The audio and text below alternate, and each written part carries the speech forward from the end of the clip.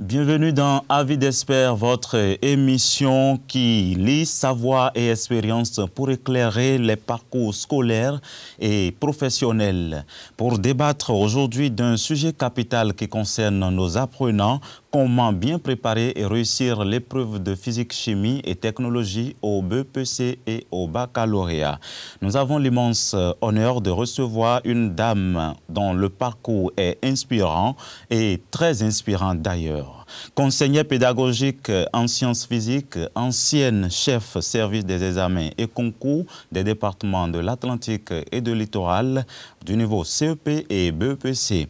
Et elle est également trésorière générale de la Société ouest-africaine et aujourd'hui, elle est vice-doyen de la Faculté des sciences et techniques de l'Université d'Abomey-Calavi.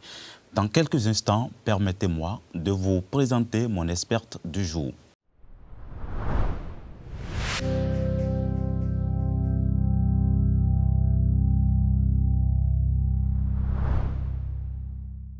Docteur Rungé Kota Alice, bonjour et bienvenue sur le plateau d'Avis d'Expert. Merci, merci de nous recevoir, de nous donner cette opportunité. C'est un honneur pour nous et honneur pour l'Église des Assemblées de Dieu d'avoir une dame cadre comme vous. Alors, aujourd'hui, nous avons l'honneur de vous recevoir sur ce plateau pour que vous nous parliez de l'examen du BEPC et de baccalauréat et comment surtout réussir à composer brillamment l'épreuve de physique, chimie et technologie. C'est bien ça? Oui, c'est bien ça. Alors, nous n'allons plus tarder avant d'aller dans le vif du sujet. Et est-ce que vous pouvez nous décrire brièvement la structure des épreuves de sciences physiques et technologie aujourd'hui? La structure des épreuves de sciences et physique, de physique chimique, on appelle les sciences physiques ou bien physique, chimie et technologie. Ce n'est pas du tout compliqué, c'est connu très bien des apprenants. Mais avant toute chose, je remercie le Seigneur qui nous donne ce jour, qui nous permet d'aborder ces sujets. Ils savent très bien que c'est structuré en 3 parties.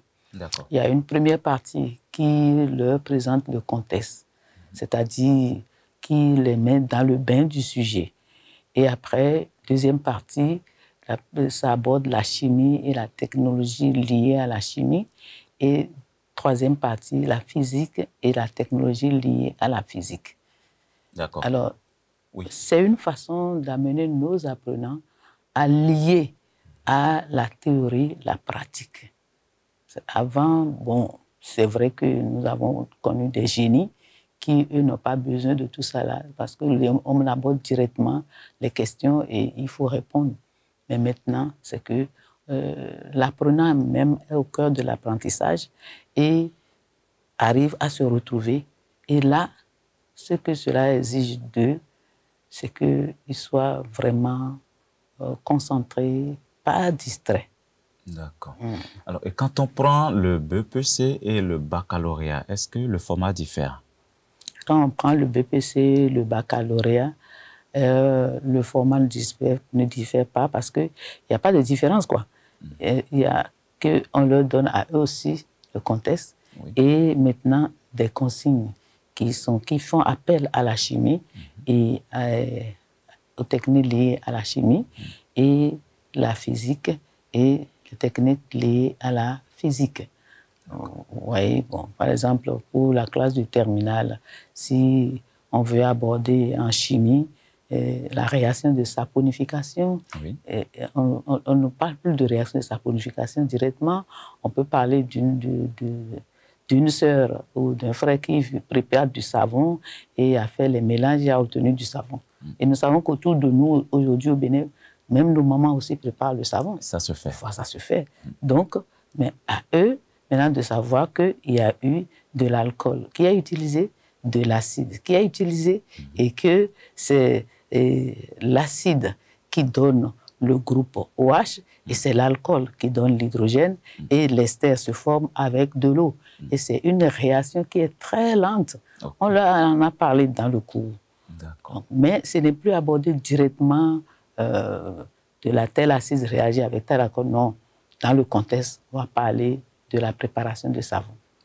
D'accord. Donc, si je comprends bien, on part des faits qu'ils savent très bien, qu'ils peuvent vite comprendre et on les amène au contexte de l'épreuve. Voilà, on parle des faits vécus. C'est de leur vécu. C'est pour cela que vous allez voir dans la plupart de nos épreuves, on parle de Kokou, on parle de Kodjo, on utilise même des prénoms familiers, ce n'est pas... auxquels ils sont habitués. On utilise des noms de certains de nos villages. Et ça, c'est pour parler, par exemple, de la notion du travail, qu'il s'est déplacé, il est allé au champ. Donc, ça parle déjà du déplacement.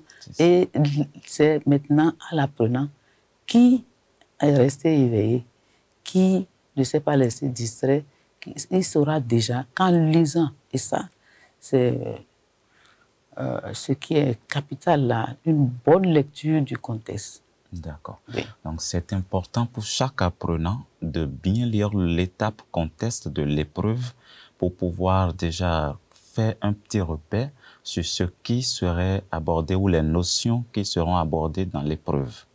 C'est exact. D'accord. Oui. Alors, quand on prend une épreuve aujourd'hui, puisque vous étiez conseiller pédagogique et vous avez quand même eu le cahier de charge des examens et concours, quand on prend une épreuve aujourd'hui, quelles sont les compétences que vous évaluez? Quand je pars du BEPC, épreuve de PCT au BEPC aujourd'hui, quelles sont les compétences clés que vous évaluez sur chaque copie d'apprenant? Sur chaque copie d'apprenant, c'est que on va évaluer ça, on les appelle souvent les champs disciplinaires, mais on n'a pas besoin de ces notions-là maintenant. On va évaluer ce que le candidat qui a été apprenant, ce qu'il a retenu des notions de la chimie qu'on lui a données, ce qu'il a retenu des notions de physique qu'on lui a données, mais même déjà depuis l'école. C'est fait comme ça. Seulement que nos apprenants aujourd'hui, ils ne sont pas toujours concentrés, c'est-à-dire ils veulent rapidement aller vers les consignes et commencer par répondre non et non. Il faut bien lire le contexte. Il faut lire, comme on leur conseille souvent, lire 7 fois. Mais pas nécessairement. Mais c'est que les 7 lectures-là qu'on leur conseille, c'est de les amener déjà sur leur brouillon. A dit, ah ça là, ça ressort la notion de travail. Ça là, ça ressort la notion d'oxydoréduction. Ça là, ça ressort la notion de tel type de réaction. Et comme ça, sur le brouillon, il aurait déjà noté. C'est comme une maman qui va à la cuisine pour préparer. Avant de préparer une sauce, on fait quoi? Quand les préparatifs pour préparer une sauce de légumes, c'est pas la même chose qu'on utilise. Il y a des éléments qui se retrouvent, ça c'est vrai. Oui. C'est incontournable. Oui. Il n'y a aucune chose dans laquelle on ne peut pas trouver de sel ou bien de piment, etc., comme chez nous. Mais, encore que, je ne sais pas, on peut se libérer du piment, mais c'est que il faut que lui-même, en lisant le contexte, sache déjà que, ah, ça là, on veut me demander en physique de calculer la puissance, de calculer le travail, ou de calculer l'intensité de courant, etc. Donc là, il va citer les éléments dont il a besoin sur sa feuille. Et c'est cette première lecture, mais une lecture bien comprise. Parce que, au fait, c'est encore là que la notion de français intervient. Parce que l'apprenant qui vraiment a eu la base ratée, totalement ratée en français, et les parents n'ont pas su pour remonter la pente avec lui, ça va jouer. D'accord. Donc, il faut absolument qu'ils comprennent le contenu du contexte pour mieux s'orienter. C'est ça, c'est là le contenu notionnel, quoi. C'est là où les éléments qu'on veut aborder avec lui, là, ça apparaît. D'accord. Et la suite aussi, il va pouvoir rédiger, faire son épreuve. C'est même de l'amusement pour les apprenants qui sont aguerris. Et à part ça, est-ce qu'il y a d'autres compétences que vous observez sur la copie de l'apprenant? Est-ce qu'il a compris le contexte? Après la compréhension du contexte, est-ce qu'il y a d'autres compétences? Non, mais est-ce qu'il a compris la compétence? Est-ce qu'il a réellement réinvesti? Est-ce que la production, on appelle ça production, est-ce que l'élément de réponse qu'il a donné, est-ce que c'est vraiment ça? Parce que d'abord, bon, on leur facilite les choses, avant, ce n'était pas ça. Tout apprenant qui produit quelque chose, il y a un point de bonus qu'on donne.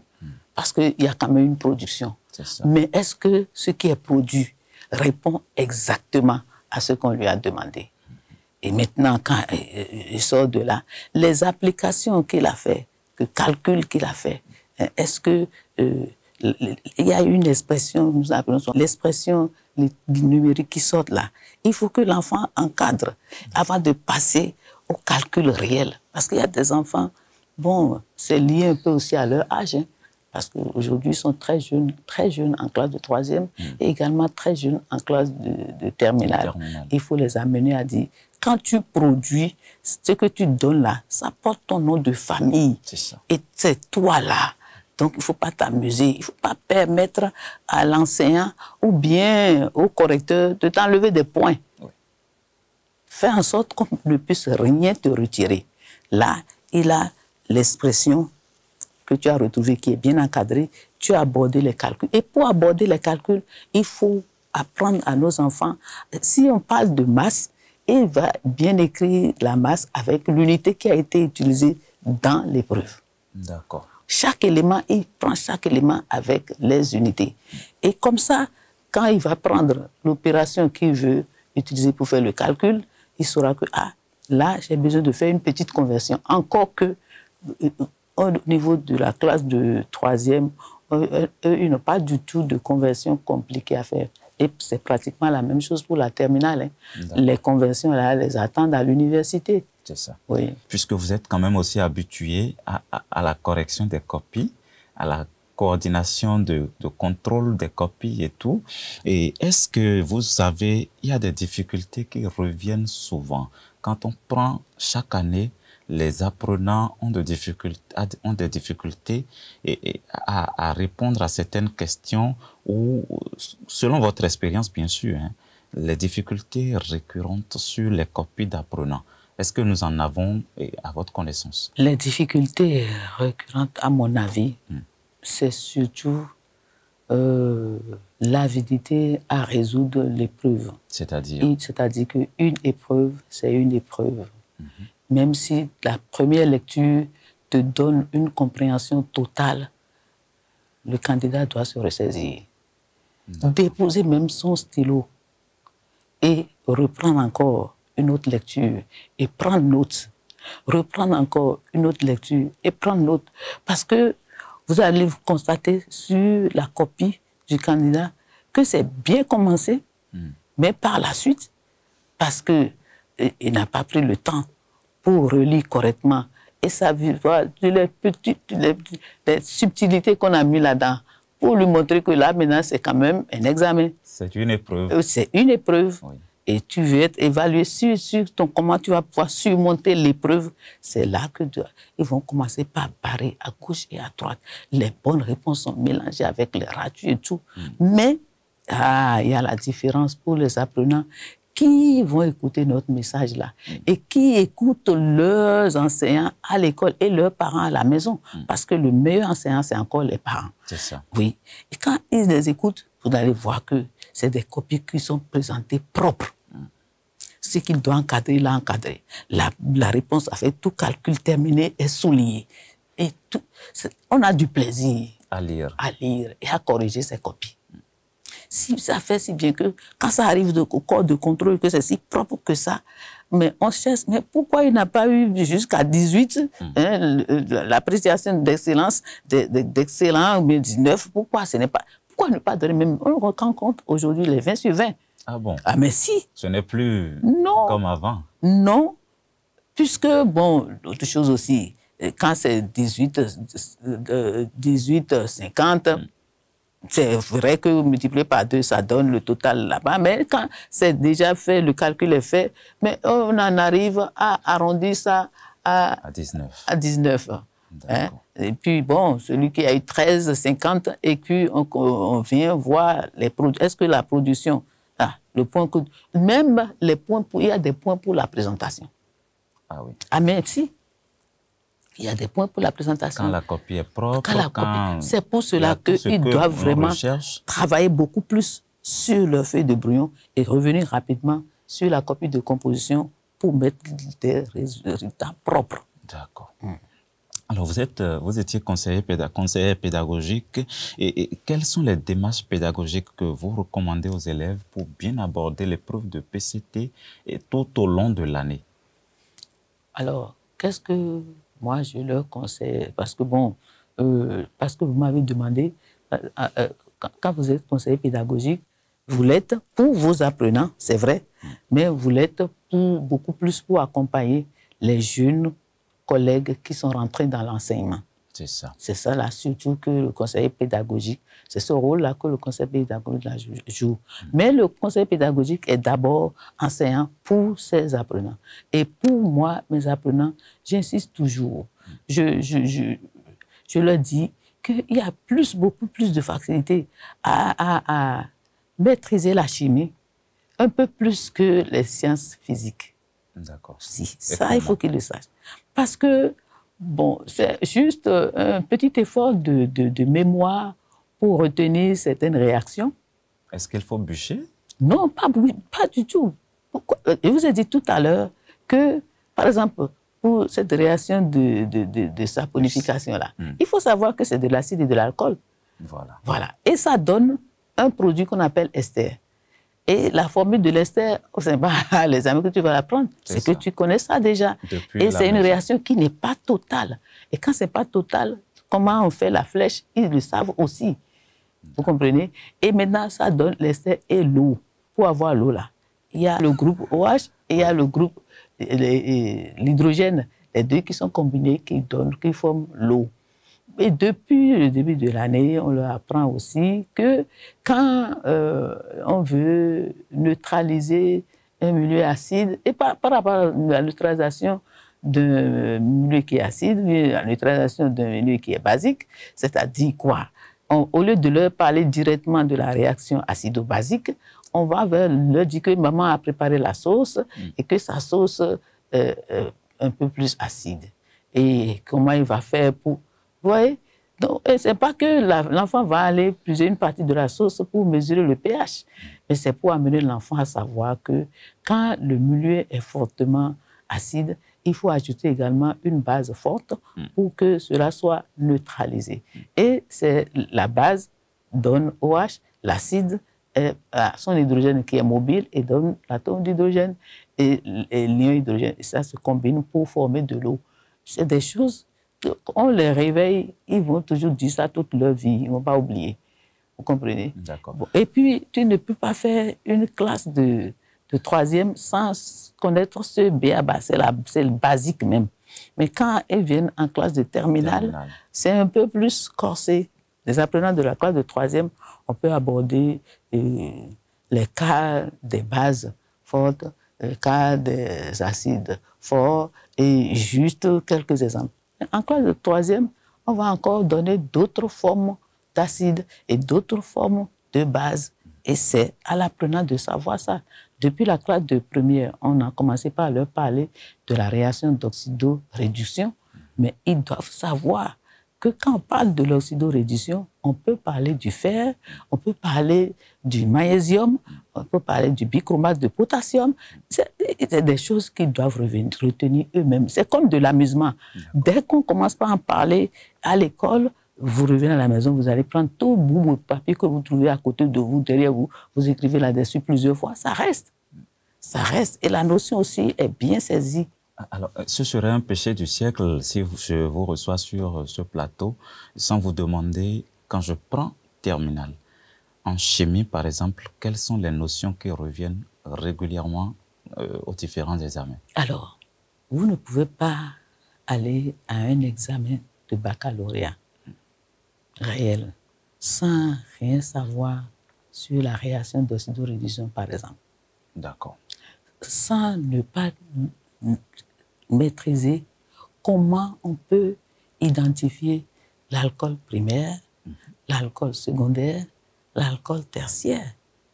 Ouais, c'est des questions récurrentes.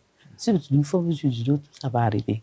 Ou bien alors, on veut maintenant isoler un corps. Comment on va faire? Est-ce que c'est l'eau, il faut évacuer?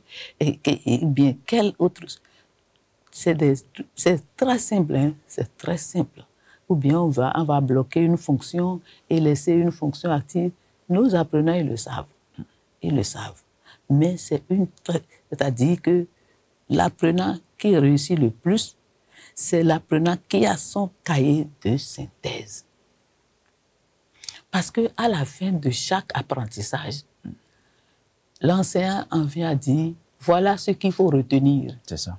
Voilà l'essentiel. Voilà. Ah, mais tu dois noter ça dans ton cahier de synthèse, que tu as ça pour toi-même. Et pour les révisions, c'est seulement les cahiers de synthèse que moi je recommande à nos apprenants de prendre, parce que là, ça va plus vite. Tu as le cahier de cours, parce que l'enseignant va vérifier si tu prends bien note de son cours. Mais quand on a dit, on a fini tel chapitre, voilà, encore que tout est simplifié. Hein, les situations d'apprentissage, quel que soit le niveau, c'est 6 situations d'apprentissage. D'accord. En troisième, c'est 6 situations. En terminale, c'est 6 situations d'apprentissage. Dans les classes intermédiaires, c'est la même chose aussi.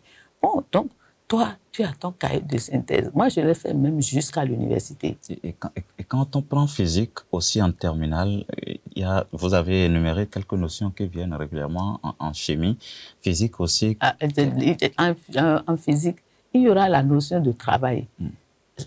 En terminale. En terminale, ou bien la forme la plus simple, ou bien sur un plan incliné, ou bien avec le Kodjo qui allait puiser de l'eau. Donc ça fait appel à la poulie, la notion de la tension qu'il faut noter sur la corde, et puis le poids de seau d'eau, c'est-à-dire pouvoir faire le bilan correct de toutes les forces qui interviennent.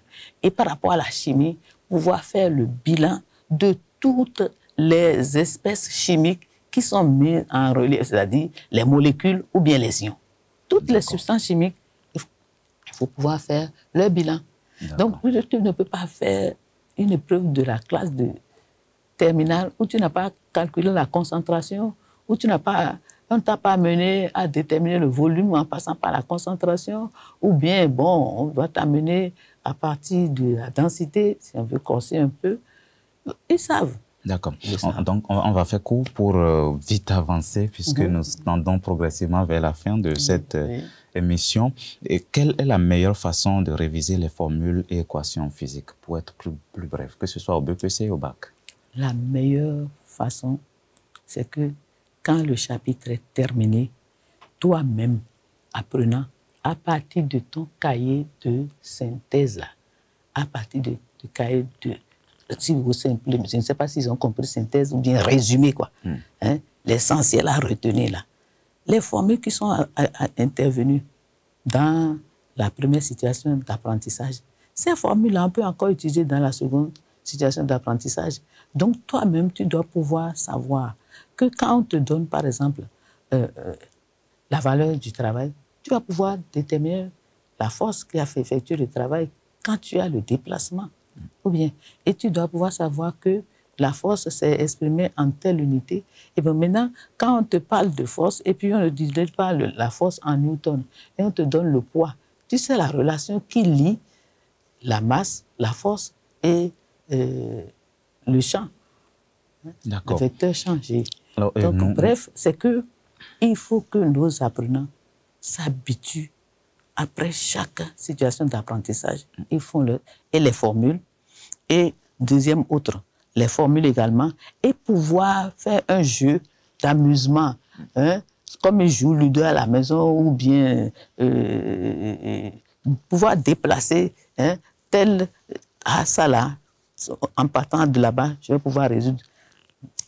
Malheureusement, c'est déjà la fin et on ne pourra pas creuser aussi tant. Si vous avez un mot d'encouragement ou un mot à l'endroit des apprenants candidats au BPC et au baccalauréat, qu'est-ce que vous tenez à leur dire? Aux apprenants des candidats au baccalauréat ou au BPC, qu'ils soient confiants, qu'ils placent toute leur confiance en leur Créateur, l'Éternel des armées. Ils n'abandonnent jamais ses enfants. D'accord. Qu'ils eux-mêmes, qu'ils aient confiance en eux-mêmes. Et qu'ils soient respectueux à la maison. Parce que la bénédiction de papa et maman accompagne toujours. Et que maman et papa les accompagnent. Aucun enfant ne démérite. C'est les conditions dans lesquelles les enfants se retrouvent qui nous donnent le résultat final. C'est-à-dire, l'examen est là qui est pro. Ce n'est pas là le moment qu'il faut dire à l'enfant, toi tu es bête. Non, non, non. Ce n'est pas le moment. Au contraire, il faut le rassurer. Même si vous constatez que le niveau est bas, il faut lui dire, toi, tu vas obtenir le BPC. Toi, tu vas obtenir ton bac. Toi, tu ne vas jamais aller 2 fois à un examen. Et effectivement, ça se réalise parce que Dieu va les aider à pouvoir pousser l'enfant à se reprendre, à se remettre en cause et à commencer par étudier et à se donner de... Ah, maman a dit que je vais réussir, donc je vais réussir. Maman a dit que je suis bon, effectivement je suis bon. Papa a dit que non, je ne suis pas bête, c'est vrai, je ne suis pas bête, etc., etc. Et il faut les protéger contre les moustiques. Ce n'est pas la période des examens qu'il faut que l'enfant souffre de palu, ça affaiblit l'organisme. Merci. Alors, merci beaucoup, Madame Pota. Je voudrais vous demander de prononcer une prière sur nos apprenants, très bref, et puis nous allons conclure cette émission. Éternel, grand Dieu, puissant Dieu, je bénis ton nom pour ce moment. Et là, je veux te demander, mon roi, mon rédempteur, toi qui as donné, oh papa, cette main agile à Bessalil, et tu lui as donné la sagesse d'en haut. Et tout ce qu'il touche là, c'est bon. Et il avance et il avance. Je veux te demander que la sagesse d'en haut couvre nos enfants. La sagesse qui vient de toi les couvre. La connaissance qui vient de toi soit leur partage. La science soit leur partage. Donne-leur l'intelligence. Papa, sans toi, nous ne serons rien. Mais si tu as fait pour nous et tu ne fais exception de personne, tu leur donneras aussi. Parce qu'aujourd'hui, ils sont avec nous, mais demain, c'est eux. Fasse que notre demain soit bien. Le marché du Bénin, que nous constituons, nous les Béninois, que cela continue de s'animer avec des éléments intelligents, des enfants, des élites. Nous avons besoin des élites pour notre pays. Oh papa, je sais que tu le fais et tu le feras encore davantage. Au nom de Jésus, j'ai prié. Amen. Shalom, shalom. C'est tout pour ce numéro David Espère. Nous avons parlé avec Dr Rongué Pota des astuces nécessaires pour réussir l'épreuve de physique, chimie et technologie. D'ici là, nous allons nous retrouver pour célébrer la grandeur et la gloire de notre Seigneur Jésus. Amen. Par votre réussite. Shalom chez vous.